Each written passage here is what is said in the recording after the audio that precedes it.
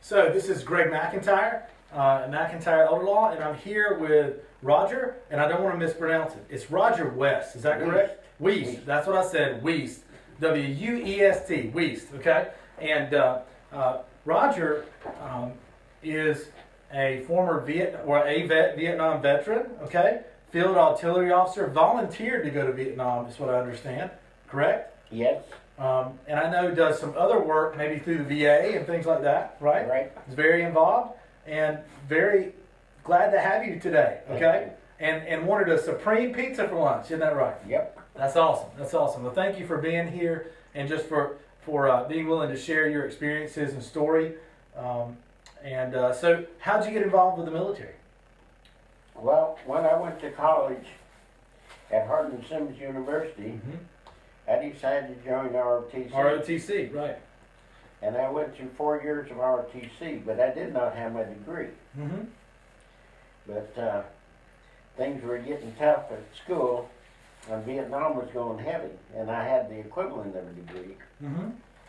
And the Army said, we'll give you your commission if you choose 3 combat arms choices, so I did. Chose field artillery and went on active duty in 1967. Right. And then I want to say my dad went in '68. Yep. Yeah. A year later. So '67, you went in and were commissioned as an Army field artillery officer, correct? Right. Okay. Yep, I was commissioned at the school, and then I went to Fort Sill for my officer basic. Then I went to Fort Lewis for 9 months, and I found out I wasn't coming down towards Vietnam. Wasn't married, and I volunteered. Went to Vietnam. I got one interesting story from there. Okay. One interesting story from Vietnam. Where are you from originally? Billings, Montana. Did you enlist from Billings, Montana, or you were commissioned from Billings, Montana? No, Okay. from Abilene, Texas at Hardin-Simmons University. So that's just, you went a long way away for college? Yes, Okay. like 1,700 miles. Like 1,700 miles south, right? That's just a little ways away. So you went to Vietnam, correct? Okay. And what's your funny story from Vietnam? I went out as a forward observer. I was supposed to be out 6 months. Don't forward observers like have a short lifespan? Well, yes and no. Yes and no. It depends upon, if you get totally run over by Charlie or not. Right. Which we didn't. But a year before, some of them did. But I was supposed to be out for 6 months. Well, 3 months in, we came up on an underground hospital. It wasn't being used at the time, but it could be used again. So the infantry captain wanted to take it out. I figured it. I said, sir, there's a problem. Right. He said, what is it? We'd have to fire a high angle from the 8 inches. Call it in, Lieutenant. Yes, sir. I call it in. 5 minutes later, the S3 comes on the line. Lieutenant, you want to do what? And he said, I would have to call it into the tribal chieftain because we got Arvins on the front side of that hill. Are you willing to risk your bars on it? Without a moment's hesitation, I said, yes, sir. He said, I'll get back to you. He come back about 10 minutes later. He said, you still willing to risk your bars? I said, yes, sir. We fired it, and it worked. 2 weeks later, unbeknownst to anyone, I get orders to go back to the battery as the executive officer. Not as a fire direction officer, but as executive officer. And the captain didn't even know why I was coming back. I mean, that was the major rewarded me when it worked, because I was willing to risk my bars. Willing to make a decision. Right. I was willing to make a tough decision. And so he rewarded me. There were some of those lieutenants out there unhappy who should have come in before me, Saying this is a guy who can make tough decisions for us. Yep. But then got fired on more back at the battery. We'd get fired on about every day, you know, because if they could knock us out, they could walk over charge.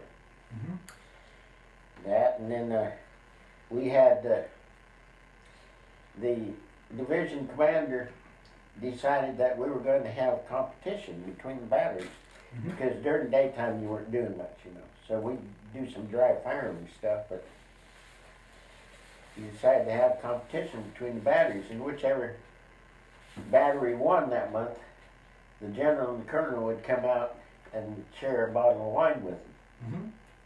Well, we did the first month, my gun crew wins. We do it the second month, my gun crew wins. And these are two different gun crews.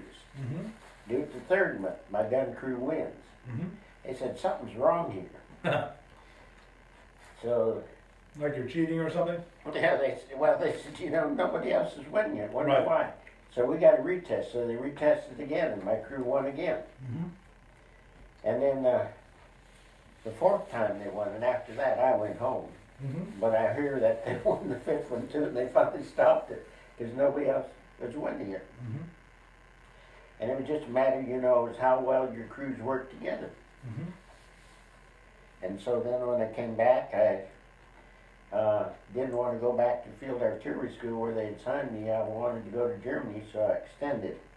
And that's when I got married, was in Germany. I flew my wife over there, and we got married over there. Right. So that's my story, getting married. So my marriage license is actually in Germany. The actual marriage license. I have a picture of your wedding that your wife sent to me. Right. That's a military. You're in full sword. uniform. Yep. Yes, sir. So you were married in Germany. That's a big cake, too. Yes. And I'll put this up in the comments, and I'll show it to the camera. That is a big cake. That's a young man and a big cake right there. I'm sure that was a very happy day. Yep, and notice we cut it with a military sword. I see you're cutting it with a saber, right? Yep. That is really cool. So, it sounds like you were a pretty good manager Yes. in the military, even during wartime. Yes, sir. And, you know, management, as you know, more than I do, requires you to take responsibility, Yes, sir. make tough decisions. I saw something the other day that made a lot of sense to me. So, you know, the difference between, you know, your business being where it needs to be and where it is right now is like 10 minutes of guts a day, right? It's Right. making the tough decisions, right? That's right. In the 10 minutes you make those, you move the big rocks, not the sand. You know? And that's very true. And man, how old were you when you were making those tough decisions in Vietnam? 22, 23. 22, 23? Yep. And you were making those types of command decisions. Mhm. Really had a lot of people's lives in your hands. Right. It sounds like training everybody to do a good job together and work together. Yes, sir. And win those competitions also, which is why you're winning those Right. competitions. So what did you do in your civilian life when you came back? Well, when I got out, I went back to college and got my degree in biology Right. with a minor in chemistry, but I didn't do that. Mm-hmm. I went to work for Robert Hall Clothes for about 2 years, Mm-hmm. and then they closed. And then I went to a small company called Solo Serve, which was also retail clothing. Mm-hmm. And from there, after about a year and a half, I went to Red Arrow Freight Lines Mm-hmm. in San Antonio, Texas. And I worked for Red Arrow Freight Lines for 9.5 years. Okay. The first 2 years I was a cargo claims investigator. Then I got promoted to assistant manager of claims and customer service. Mm-hmm. And I was still doing the large cargo claims, but I was also managing people. Right. I wound up for most of those, for those 7 years, I wound up managing 12 ladies, Mm-hmm. 1 man, 2 men. Mm-hmm. And the second one was in the warehouse a mile away. Right. So Needless to say, it was interesting. Mm-hmm. 12 ladies. Right. Yeah, it sounds like you were outnumbered. Oh, yeah. So, but that, that sounds like, would you say that the things that you learned in the military and that you applied in the military at all helped you in your civilian career? Yes, definitely.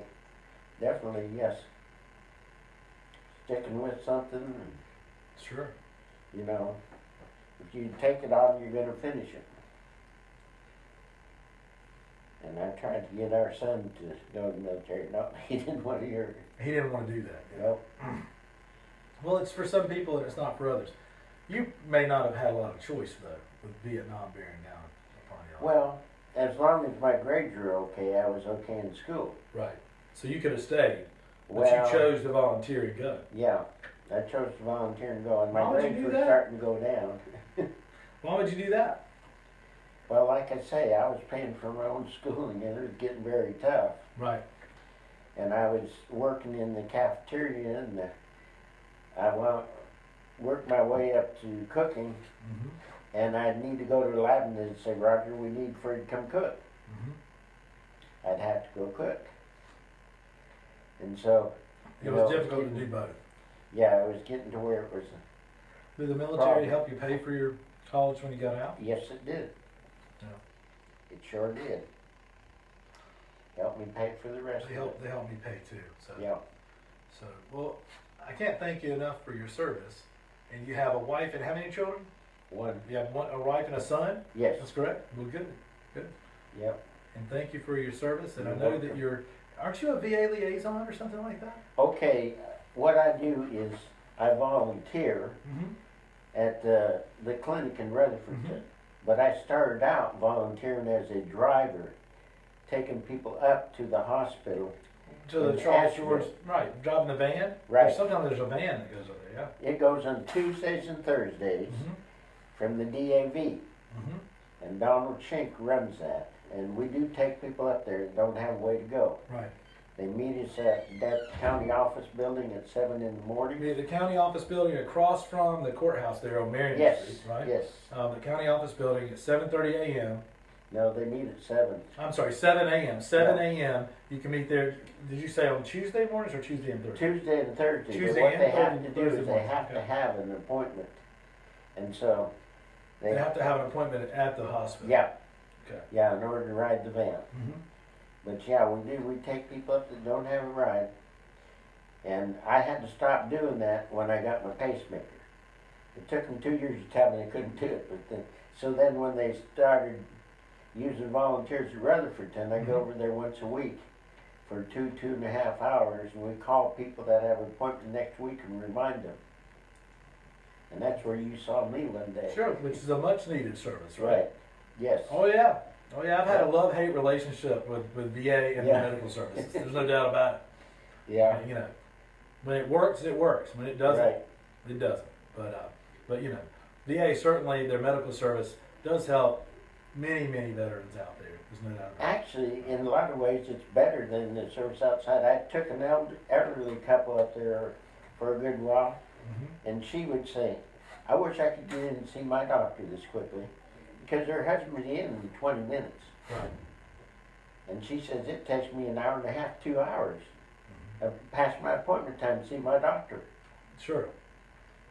So, there's ways that, and that's just one of them. There are a lot of ways that VA is very good, and now that they have doctors, that come from like Duke and places like that in Mhm. the VA hospitals. Even getting better. Yes, I know it gets VA, much the better. Charles George Medical Center up there has a very good rating Right. among military hospitals. Among VA Well, they are #1 in service in the U.S. now, right, for VA hospitals. Yes. Correct. Yes. Absolutely. and that's in the nation. Mm-hmm. Yes, sir. And it was about 2 administrators ago that started. Mm-hmm. She told them we become customer oriented. They didn't believe her. She said it again. They didn't believe her. Mm-hmm. Sad to say, but she fired 2 people. Guess what happened? They became customer oriented. That's right. Okay. That's right. Well, thank you for your service, both in the military and what you give to the community and You're welcome. the VA and other veterans. I appreciate it. I know other veterans appreciate it. I've seen other veterans up at the hospital in Asheville that have ridden the van, that ride the van up there. Yep. You know, I'm like, oh, I'm here for a checkup. How'd you get here? Right. Like, oh, we rode the van. I'm like, no, should And ridden we the need to van get with it. Donald Chicken here and interview him. I do. We'll Yes. talk about that. Well, thank you very much. Okay. Thank you for coming You're in to welcome, eat man. lunch with me, okay? You're welcome. And let me know if there's anything that I can do to help you do anything, okay? Yeah. All right? And thank you for watching. We'll have another veteran on next Monday at noon. And this has been Lunch with a Veteran. Have a nice day.